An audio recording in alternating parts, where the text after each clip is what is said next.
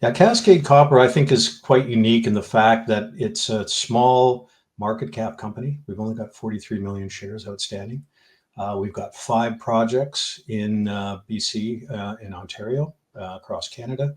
We've got drill-ready targets on 2 of those projects, and we've got a really good pipeline of maybe what would you call it, greenfields operations that we will work on during the next year or so to bring them up to speed.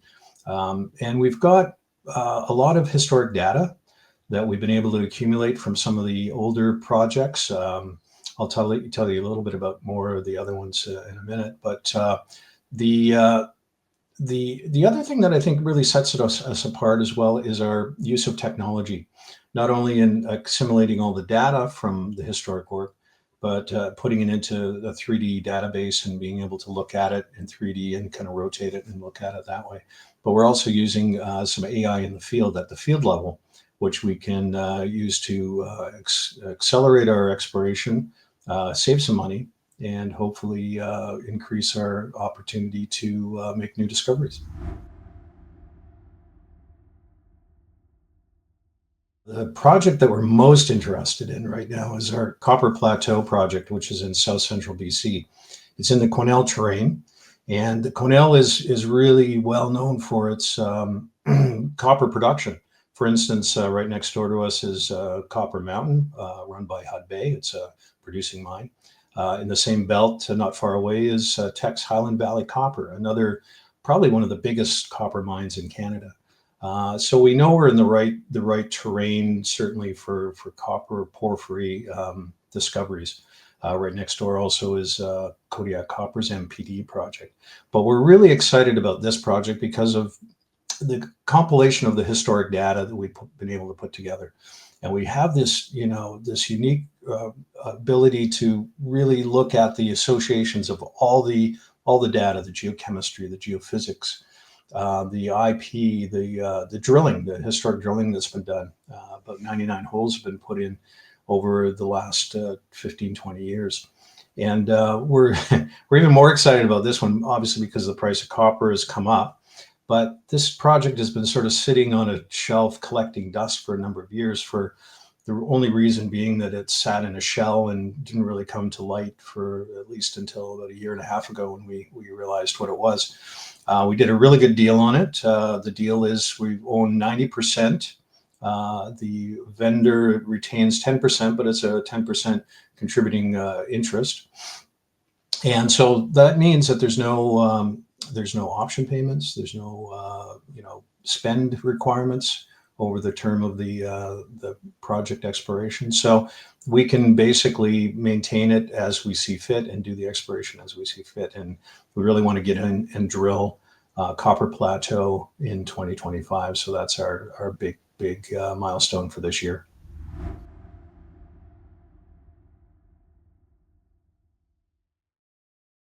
As I said, we've got 5 projects.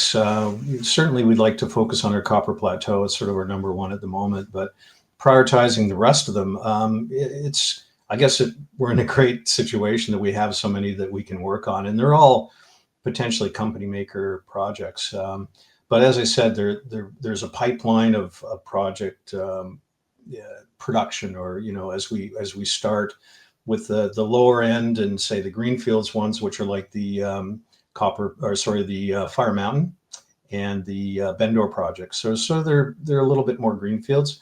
So we'll do a little bit of work on those and spend a little bit of money. But the idea is that we want to advance the best projects with the best targets that have evolved through the exploration process to the point where we've basically de-risked the exploration side of things. We've got a pretty good handle on what the targets are, and those are the ones that we want to hit hard. So if I was to rank them, for instance, I'd say certainly Copper Plateau is number one. Our Centerfire project in Ontario, which is a VMS style, it's got drill-ready targets to go.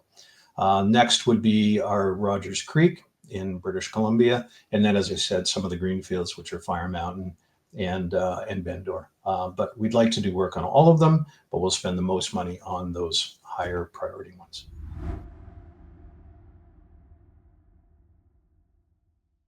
The future of Cascade over the next year and a half, certainly the milestones with drilling would be the number one. So Copper Plateau drilling and hopefully centerfire drilling as well in the next year at least.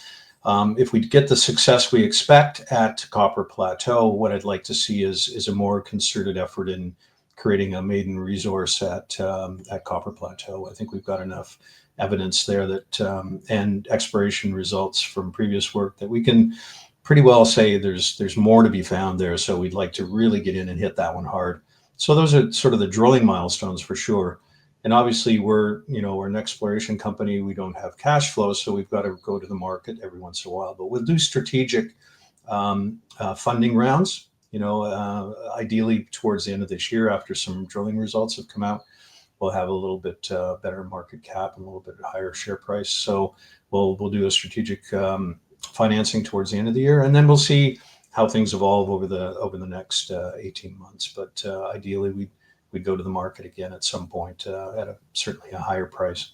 So that's kind of where we're sitting right now. Drilling success, exploration success on the ground, developing new targets at the other projects, and a round or two of financing.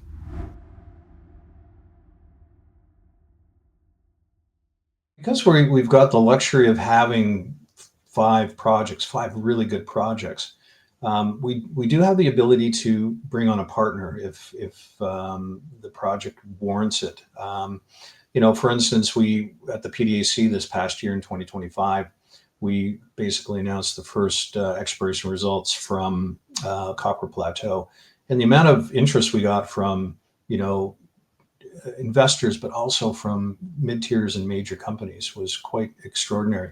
So when we get that kind of feedback, we think, well, maybe one of our projects could be potential joint venture option with a mid-tier or major. And what that would do, as most people understand, is that it allows us to spend money on it, create news, add value to the company without dilution to the shareholder base. So we would certainly entertain that. And ideally, at the end of the evolution of the company, whether it's 2 years or 3 or 4, there's the opportunity that if we do hit big with a couple of projects, that we become a candidate for a buyout. So that's an exit strategy that certainly we would consider as well. So a strategic partner at the project level, and then potentially an investment down the road or a takeover of the company.